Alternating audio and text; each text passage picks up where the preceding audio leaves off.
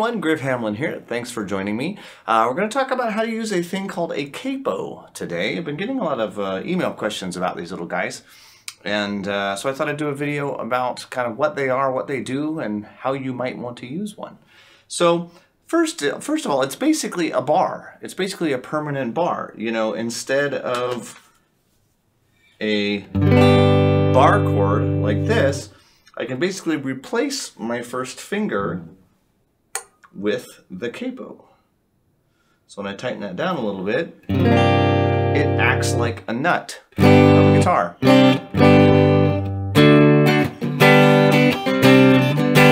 So now I'm playing an E, but it sounds like G because of where the capo is. So this does require that you have a pretty good handle on notes and how they work, you know, in other words, half steps and whole steps and all that kind of stuff. Because basically, you know, I've got the open E and then, you know, F, F sharp, G, G sharp, A sharp, B, C, etc., etc., etc. So for example, let's say I normally play a song in E, but I'm playing with somebody who wants to play it in F sharp. Well, I don't want to play a whole bunch of bar chords. You know, I don't want to have to play bar chords all over the place. It'd be F sharp, B, and C sharp are the three main chords in the key of F sharp. E, A, and B sounds a lot more pleasant to me than F sharp, B, and C sharp. So what I would do is just play, you know, E, but have it sound like F sharp, A, and all that kind of works out really nicely for me. Okay, so I don't have to move it around too much. You know, there's this song, The Joker by Steve Miller, where it's the same kind of deal. One of the bands I'm in, they play it in F, and it just doesn't sound very pleasant to me to have to play all those bar chords, so I just capo it and play it in E. Now, of course, when you solo, you got to remember that even though the capo's there, you know, I'm still in the key of F, not in the key of E, so you kind of have to pay attention to that. Another thing that you can do is you can use it to create open strings where there would not normally be open strings. A common example of this is there's that Beatles tune, Here Comes the Sun, where they capo at the 7th fret.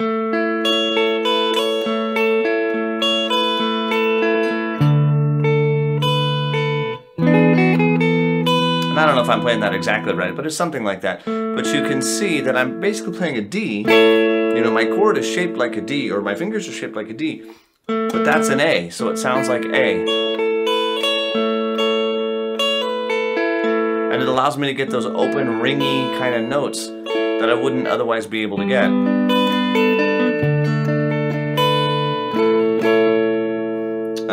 Or for example, Fire and Rain by James Taylor, it's in the key of C, but he capos there, so it's a...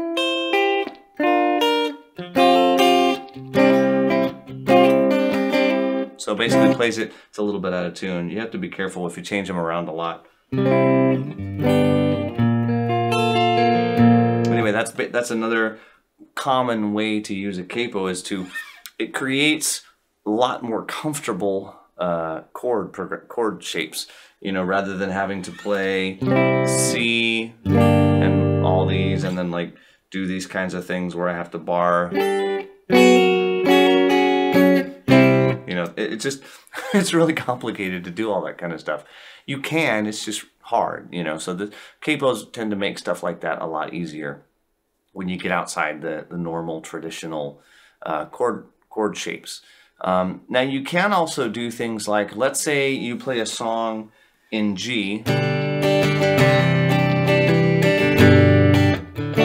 but you kind of prefer some of those open voicings like E, and you want to get like a suspended 2, which would be hard to do with a bar. And maybe you want a 7, like the open B7 sound. If I capo at the 3rd fret and play an E instead of G, I can get some different chords available to me that way. If you're Albert Collins, you can actually just only play... Albert Collins basically only plays the open E blues scale.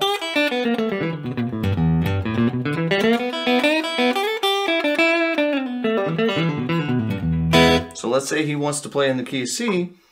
He just puts the capo up at the 8th fret, clamps it down, plays the same thing. So you only have to learn the lick once. It goes to any key you want. So that's just some of the stuff that a capo can do for you. I hope this gives you some ideas and at least gives you an idea of how it works. It basically just works like a bar. It just shortens up the guitar neck, puts the nut wherever you want it, and makes it so that when you play at that position, you're getting those open strings there. And so you can, pretty radically change the chord voicings if you choose. So anyway, hope you enjoyed it. Hope you get something out of it, and I'll see you again soon.